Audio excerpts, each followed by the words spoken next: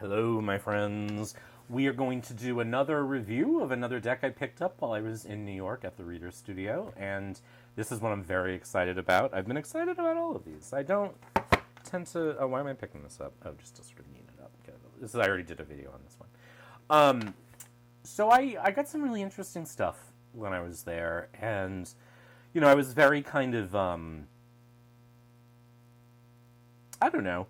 I was like open to potential of interesting things, and also just sort of not trying to like put any pressure on anything to be more interesting than it was.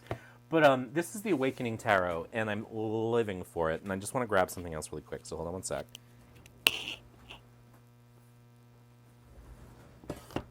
So this is this is the Awakening Tarot by Monika Bodursky, and the creator of who is the creator of the Between the Worlds deck. I did a video about this one. I love this deck so much. I love the book that comes with this deck. It's just a delightful experience. The cards are really cool. It's sort of like a deck of bone casting. And it actually inspired me to create my own casting kit. So I love this deck, although I've been using sort of the bones that I made, inspired by, not I made, but that I gathered inspired by this a little bit more. But I love this. I think it's unique and clever, and the writing is really good, and the examples are really good, and I just dig it. This is a tarot. So this is an oracle, this is a tarot, same creator, Monika Bodursky, and I love what has been created here. It's unlike anything else, just as soon as I saw it, I knew it was going to be exciting. The box that I have for it is not closing correctly because I read the book, and it's got a very thick glue on the spine, so it's sort of gotten a little warped. So the book doesn't really fit in. But what I love that they've done here, which they don't usually do, this is a red feather deck, is they put the deck in an additional box inside the box, so that I can get rid of this and just have this on my shelf and this on my shelf and not worry about the packaging. But the box is quite nice. I mean, you know, Schiffer can do a decent box. The book is wonderful. You know, if you've been here before, guidebooks are typically not my thing. But this gives a lot of context for what has been created. And this is a deck that is very different. It's not a usual, it's very Rider-Waite-Smith based, but it's very different. It's got a different perspective. And one of the things that I think is so brilliant about the book is that Monika does not shy away from exploring the world as it is. And you know, in both the Between the Worlds guidebook and the guidebook here, you know, Monika, who lives in what we now call Canada, recognizes, you know, the reality of colonialism and explores that in this book as a reader, you know.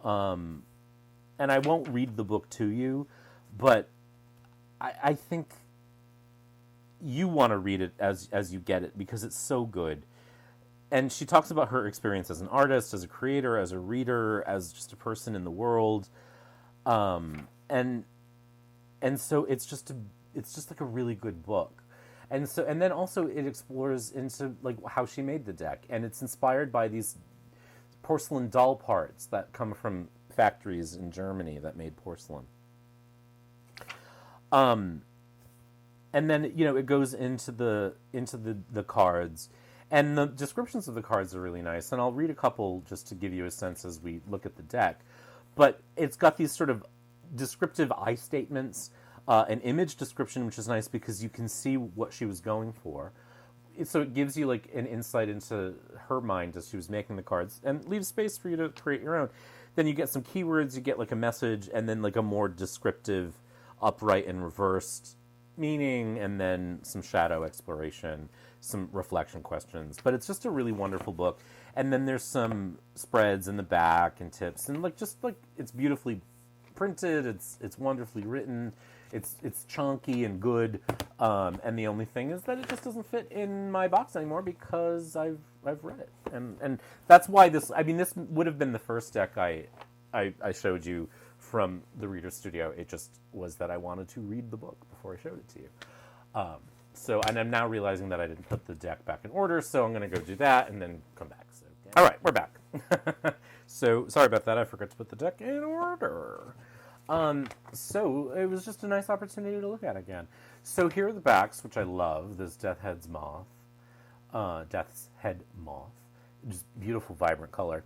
And the cards. Now, this reminds me a little bit of that sort of apocalyptic deck that I can't remember the name of, that I did a video of a long time ago, but I like this more. So, just some things you're going to notice. Like, this has eyeless people in it because they're dolls. And there's a lot of things with, like, human heads and animal bodies or non-human bodies, but this, it's just really delightful and cool and unlike anything else. And so, and I really like the art.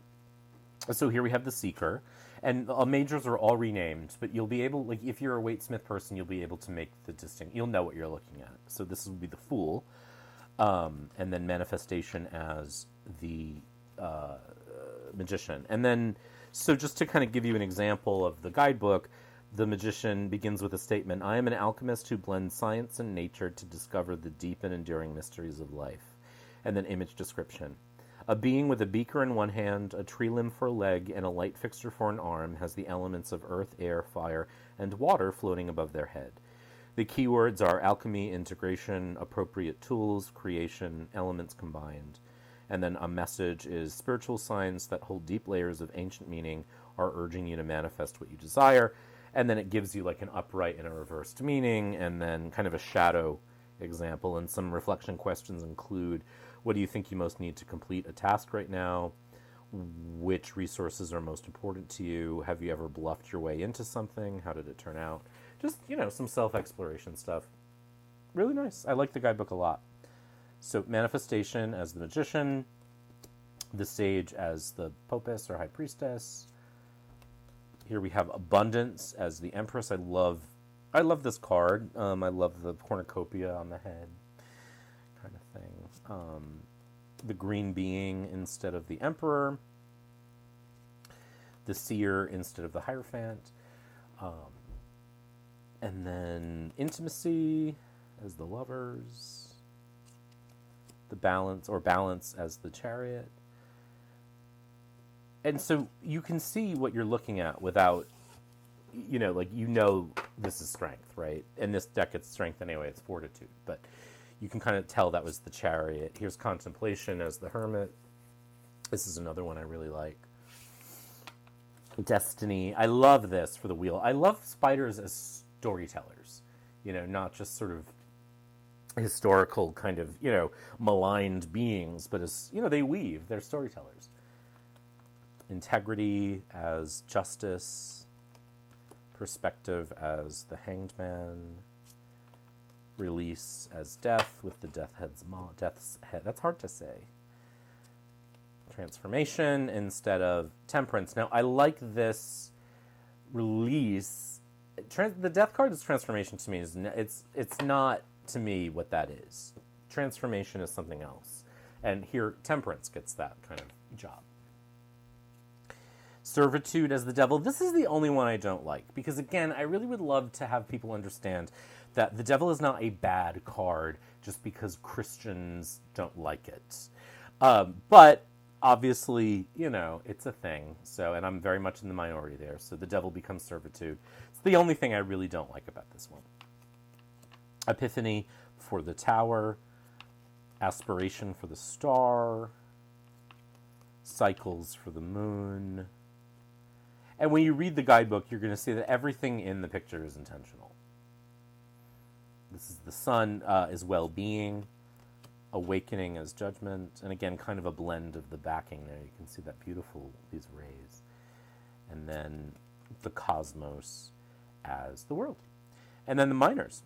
So that's the majors. The minors are the Ace of Fire. So they're all elementals. The Two of Fire. So I'm going to look at a couple of these minors too, just to, you may look at them and say, how does that represent the Waitsmith? But it does. Where are we? Fire. I've arranged, so the order of the book is minors first, and the order of the elements is different than I am used to. So I just put them back in my order, my normal order. But the keyword says, the phrase is, I have the fire to attain my goals.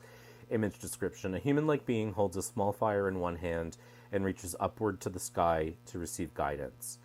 Keywords: input, plans, first steps, goals, acceptance, activate, seeking, message, decide where you are going and decide where you're going to put your enthusiasm. So it has the feeling of that kind of, do I have a weight? I do. The Two of Wands, and I'll just bring it out. I think this deck is in order. Yeah, it is not in order, but it's so like these don't necessarily equate to each other, but you can see like the reaching for the future kind of gives you this without kind of the colonizer vibes that this card has, right? So, so for me, it's a very the differences are really exciting, and you can see kind of the relationship between Waite Smith, but it's a very different thing, and it's fresh and it's new and it's different and it's exciting, and that I like.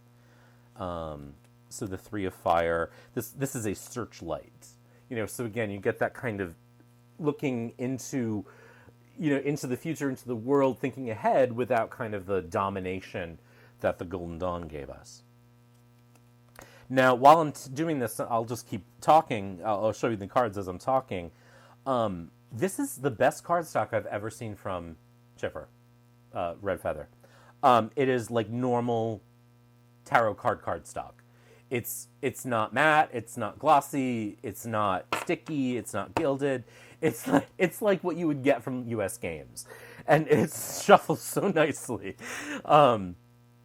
When I did the Zerner Farber review, I really liked that cardstock. But I think if that deck were any bigger, it might be harder to handle. This is like cards. It's like cards. It's cards, And so I really appreciate that. I do worry that folks will be like, oh no, these sort of like human-animal hybrids are like, I can't, they're creepy. They're not. Like, I know maybe they're like a little off-putting for some folks, but I just find them so unexpected, and I love the ink work that Monica does, and again, like, here's the Eight of Fire, and you can see the same energy that you're used to, but it's like, I don't know, I just think it's fresh and exciting, and it just makes it really exciting to showcase just something you don't get to see every day, you know what I mean? And I think, creepy, but I think maybe divination should be a little off-putting, in a way, right? Because we don't want to settle, we don't want to be comfortable. Divination isn't here to make us comfortable, it's here to show us things that we can't see otherwise, you know what I mean? And so maybe it needs to be a little sort of like, what's that, because it then separates it from the everyday. So the courts are Initiate, and then Voyager would be the Knight, and Artist is the Queen, and Visionary is the King. So there are the courts. And so that's the Suit of Wands, or Fire. And then we get into Water. All of the aces are hands, with the index finger sort of turning into its element. This is a place where Monica sort of gives you a little bit different than the Waite Smith, which again, it connects it, because this is, as an elemental deck, she's talking a lot about the earth in this book, not the element of earth, the actual place where we live. And that, the earth centricity of her practice comes into this, and so it comes into some of the cards too. So for the two, I'm looking at air, I want water. So the Two of Water. Water is sacred and must be treated accordingly. Image description. Human hands cup the precious resource of water. Keywords: collaboration, respect, alliance, nurturing, synergy. Message: all relationships require mutual respect and collaboration. And so what you're getting here is like the relationship of the Two of Cups, but it's asking you to sort of think about that not just between people, but between humans and the planet we live on. Three of Water. Four of Water. I love the use of negative space in this deck. I love the earthy tones. I love the kind of playful weirdness of it. There's really, other than that Servitude card standing in for the devil, there's nothing else I don't like about it. And I just get so excited when something comes up that I've never seen before. You know what I mean? Show me something new. and I get really excited. And show me something new within the constraints of something I'm familiar with, and then I get even more excited because I understand the structure. When folks mess with the structure of tarot too much, it can be really exciting, but can also be really less likely that I'm going to use that deck because it's a little bit more work for me to navigate with a client. Nothing wrong with breaking the boundaries. I fully support that. For me as a reader, like I want to sort of play in a sandbox that I'm familiar with sands that maybe I've never seen. I guess for a clumsy thing, and I just feel like this deck does that. So again, we're now in the courts. I like the Queen as artist a lot. I like, even in this other deck that I showed you the other day, the Clarity Tarot, these have like apprentice and the names are different, but I like them. I think especially for a person learning how to read the courts, giving them kind of active roles like Voyager, Initiate. Well, Initiate's not really active, but it's appropriate. You know what I mean? For or Student, Sage, Seeker, which was the World Spirit Tarot. Here we are in Air. I think it's helpful for students to think in terms of the courts as jobs or functions that equate to what the king and the queen, the artist and the visionary in this case. And I also just like that they're not gendered. That's great. I love this 3 of Swords or 3 of Air. This, you can't quite tell, but this is a torso with an arm reaching for this heart. Here's like a nesting creature. It's just exciting. It's just an exciting deck. I love this card because 7s do this. They are introspective and they serve as like a recalibration moment, and that's kind of what I feel like is happening in this image. So we get sort of the familiar given to us in a fresh way, and that I just find so exciting.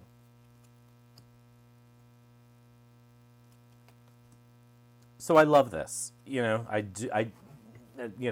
I'll shuffle it for you so you can see how it shuffles, and I'll lay out some cards.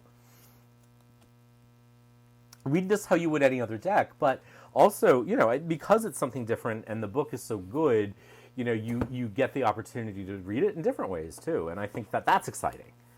You can read with the guidebook for exploring the cards. You can do more than just be limited by your own perceptions, and this also frees us up to think differently about what we normally do. Because we may be reading with another deck and see this image. These are collaborators. It's the 3 of Pentacles that delivered to you in a different way. In a very earthy way. I love this 5. I'll just read it to you. I was going to summarize what she describes it as, but why not just let her speak for herself?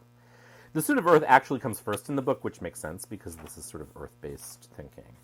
That's the 5. I've passed it. 4, 5. So I'm disconnected from my environment, and here's this environment inside this bell jar. A human-like being looks into a glass bell jar containing a preserved nature scene. Keyword: solitude, separation, absence, contentment or containment, objectivity, isolation, lack. It's the 5 of coins. The 5 of coins or the 5 of pentacles. Instead of being locked outside of a church, it's sort of taking that to mean being locked outside of nature, being locked outside of our environment, being disconnected from our environment, which a lot of us are. So there's a tone to this that is more than just is he gonna date me? There's also a social contract kind of. That sounds pretentious, but just a relationship to where we live and the land we live on.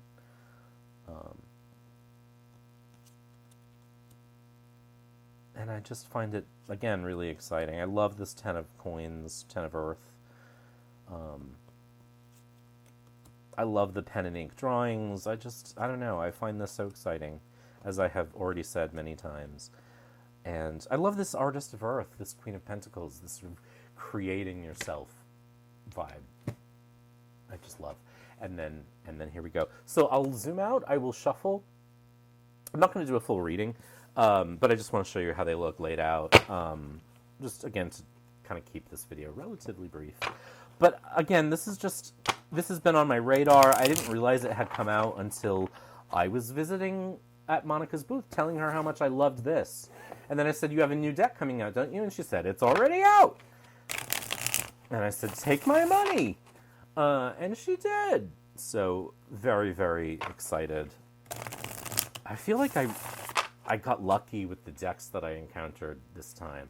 Like, I think of the ones that I'm showing you, the Zerner Farber, which I already posted at the time I'm filming this, is kind of the most tame, is the most typical, and I love that fabric-based art, that tapestry art that she creates. But everything else is sort of a very different thing. So I have an AI deck I'm going to show you, which I know is going to make some of you angry. But I still think it's fascinating, so I'm going to show it to you. I'm not saying you need to go buy it. This is not that deck. But what the creator did was use some modern technology to create a deck inspired by Neolithic cave paintings. And the creator is an artist, but I'm going to get into all of that on that video. And it's just fascinating, and so I want to show it to you. I'm not saying you have to like it. I don't know what I'm going to do with it. I love the idea, though. Also, because the creator is an artist, I think differently about the use of AI in this artist's work. But, again, I recognize the complicated realities around it. Nothing is all one thing, is what I'm going to say when I show you that deck, and you will agree with me or not. We did readings. So a friend of mine and I, Liz, and another friend, Gavin, and I did readings, just experimenting, and we asked Salvador Dali and Frida Kahlo what they think of AI. Frida was a little more open to the idea of it than Dali, but that's not shocking. It was fun. I really could just sit here and shuffle this all day because it's so weird having a deck from Red Feather that shuffles like any normal deck. Schiffer, Red Feather, if you're watching this card stock. Stop, don't overthink it. All right, let's lay them out. So we have the Six of Fire with a fire ant head.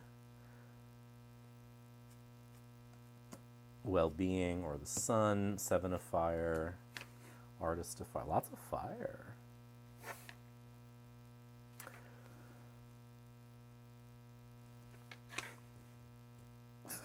The setup means that I have to put the cards crooked on my desk. When I see them in front of me, that makes me very cranky. But when I see them on the monitor, I realize that I'm giving you what you need to see. So it's very disorienting. I love the cleanness. I love the open space of this. Very beautiful. And, oh, wow. So this is a very elemental reading in that we move from all this fire to all this water and air. I love this a lot. I think this is a deck that I would principally use for myself. Because I don't know. I feel sort of... I may get more out of it, but I don't know. I think, depending on the event, I might use this for others. But anyway, the point is, I love this. Let me zoom in a little bit.